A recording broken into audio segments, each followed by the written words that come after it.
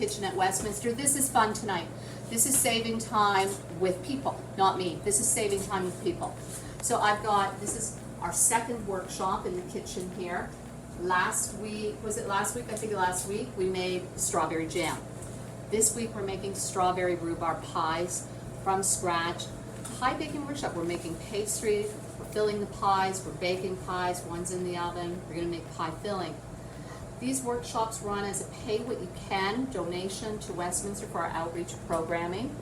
Everybody gets to sample what we baked tonight, take a little bit home with them, have some fun here, we're chatting, we're learning together, we're having fun in the kitchen.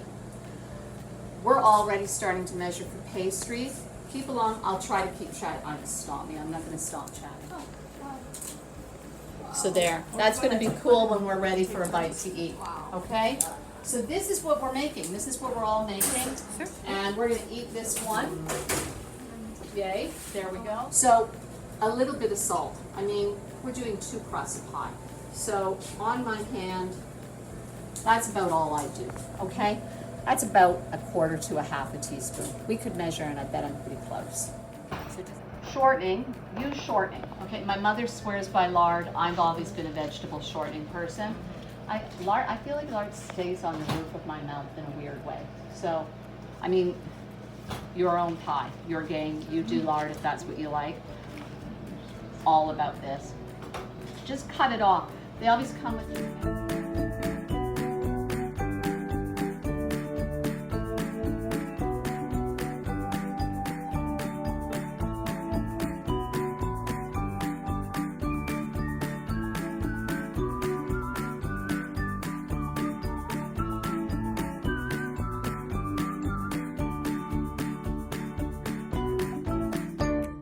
Okay, so once you've got your vinegar and egg blended, use nice cold water. Just stick some in the fridge before you start. And then 2 tablespoons of water each. So if you want to do that, and then pass it on.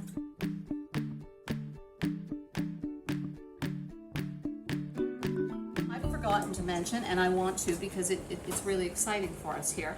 Isabel from In the Hills magazine is joining us here tonight. She's taken pictures. And she's going to write a nice story about all these good ladies who have come to learn how to bake pie. And to talk about the commercial kitchens in the Dufferin area and Headwaters area and what a service they provide to our communities. This is, look, we're almost good with this pastry. We're going to be cutting up rhubarb and strawberries here in a heartbeat.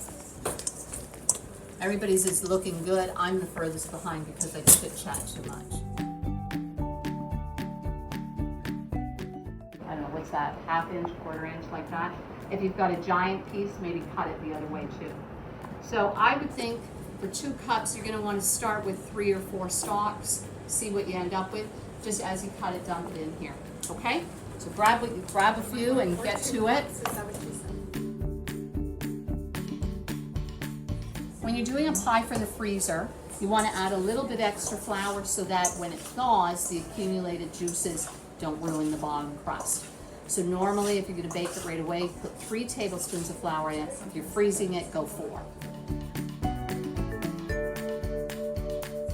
So a good way to measure how much to roll it out is turn your pie plate upside down, okay? You want it to at least be the diameter of the top. And then you're going to get the bottom and the side. I usually go a little bit further out so you've got a little something to pinch it shut with. So I'll give you each one of these. Roll one. Put it in your plate, and then roll the other one, and we'll use it for the lid. If you take your rolling pin, put it in the center, lift one side up like that, lift the other side up, join them in the middle, lift it up like that, center, down, down, and then very gently with the whole of your hand, center it in the plate. Thumbs up. And then you can always borrow a little bit and tuck it in on its short side, okay? And you're each going to put a tablespoon of diced butter on top of your fruit. Now, the reason we do that is the butter, it's butter, it's beautiful, add butter. Add butter always. Just always add butter. But in this case, it's also a little bit of kitchen science. The butter will make it gel. If you don't put butter, you don't get a good gel. You're going to get all sorts of juice running that's never going to firm up no matter what. If you do the butter, you get a gel. And that's what you want, because when the butter cools, it'll pull it all together again. So,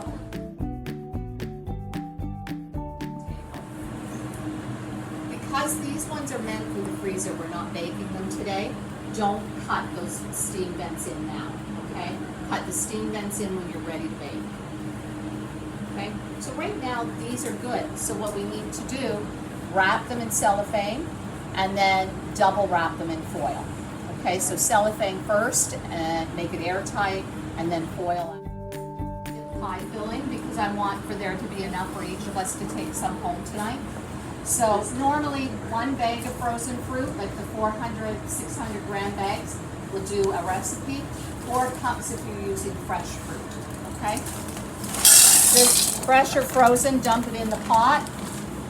And for every 4 cups, do 1 cup of sugar. So I'm gonna go 3 cups of sugar.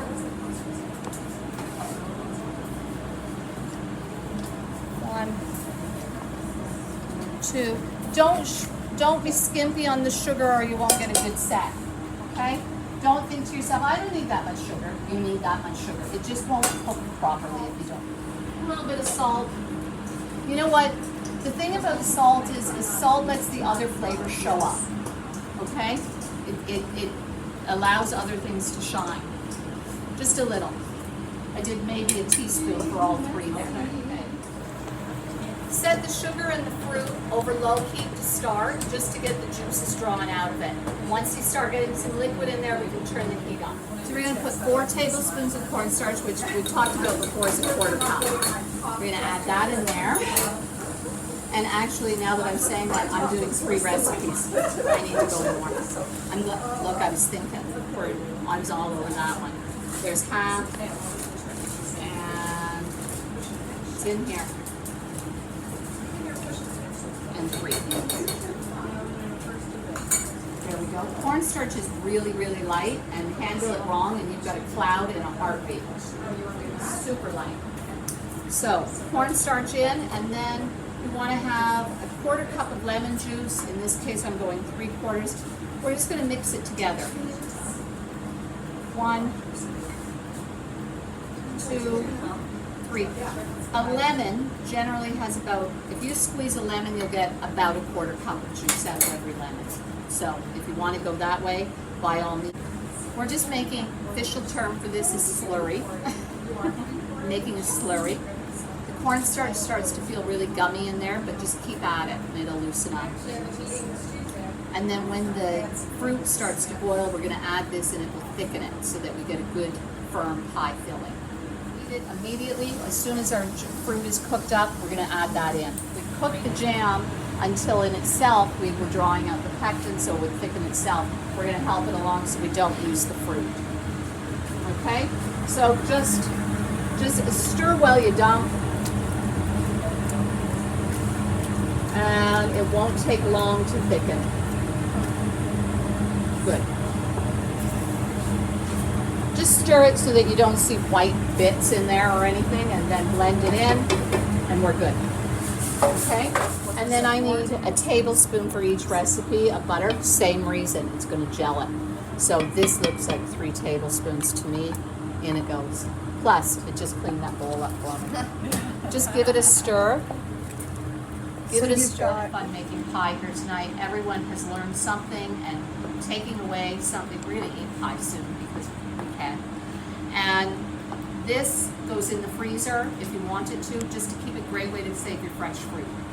And come back again soon. Next video will be at Ombre Farms. I'm going to the farm to cook on site. I haven't seen the outdoor kitchen. It's going to be exciting. Wish me luck. And we're going to cook the heart what they're growing. So there's allotments there, and it's a completely outreach program this year. I'm going to go in and help people figure out what to do with everything they grew. That's August 9th. In the meantime, for heaven's sakes, stop letting food eat up all your time and money. Compost, compost, compost. It's coming back as more food. I'll see you soon.